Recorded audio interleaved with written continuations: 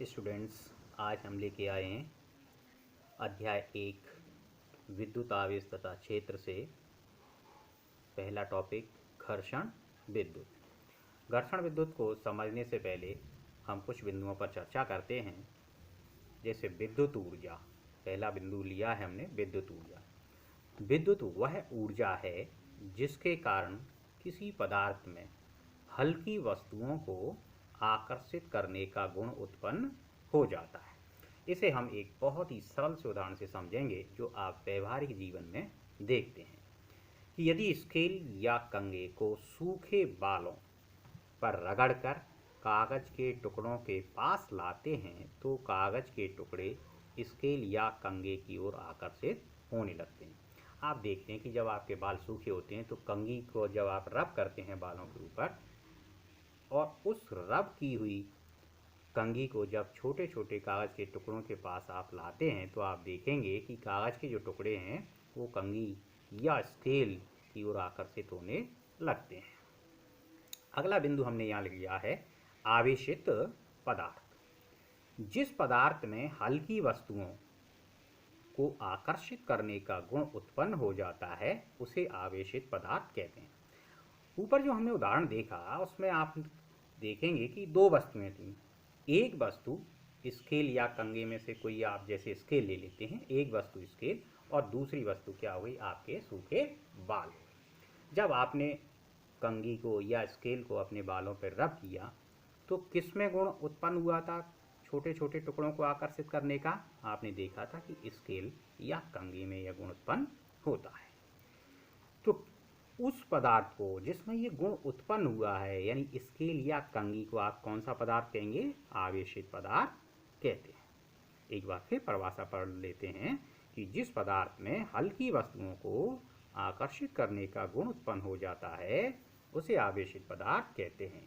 तो हमने देखा व्यवहारिक जीवन में जो उदाहरण हमने लिया है उसमें देखा कि जो कंघा था वो छोटे छोटे कागज़ के टुकड़े हैं उनको अपनी ओर आकर्षित करने लगा।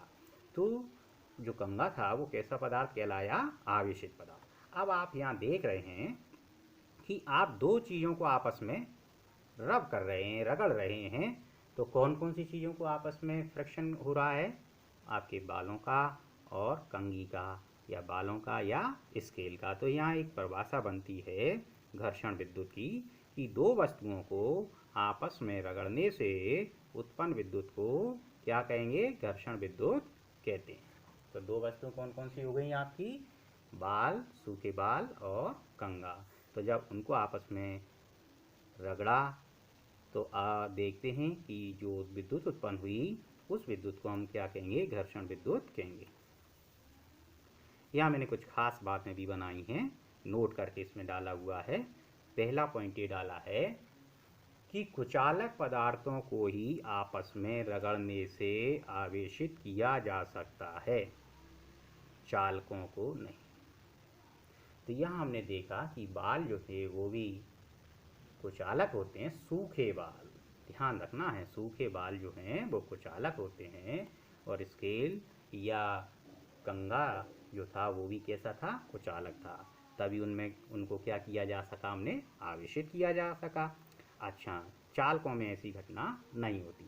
अब एक सरल सा उदाहरण देख लें आप कि बाल अगर आपके गीले हों तो ये घटना संभव नहीं है, क्योंकि गीले बाल जो होते हैं वो क्या होते हैं? सुचालक होते हैं। गीले बालों पर स्केल रगड़ने पर स्केल आवेशित नहीं होगी, क्योंकि गीले बाल कैसे होते हैं? सुचालक। अब स्टूडेंट्स, हम यहाँ दूसरा क्वेश्चन लेके आते हैं कि स्थिर विद्युत किसे कहते हैं? नाम से ही स्पष्ट है कि विद्युत जो है वो कैसी हो? स्थिर हो, स्टैटिक कंडीशंस में हो। तो इसकी परिभाषा कैसे बनेगी कि यदि पदार्थ में उत्पन्न हुई जो विद्युत है उसे बहने ना दिया जाए, स्थिर रखा जाए, तो वो कैसी विद्युत कहलाएगी? स्थिर विद्युत कहलाएगी। स्थिर विद्युत कैसे उत्पन्न होती है? इसका कारण हमने बताया है कि घर्षण के दौरान कुछ इलेक्ट्रॉन एक कुचालक से दूसरे कुचालक में चले जाते हैं, जिससे घर्षण विद्युत उत्पन्न होती है। ठीक है, तो आज के लिए हम इतना ही रखते हैं और अगली वीडियो में हम कुछ क्वेश्चंस लेके आएंगे। तब तक के लिए धन्यवाद।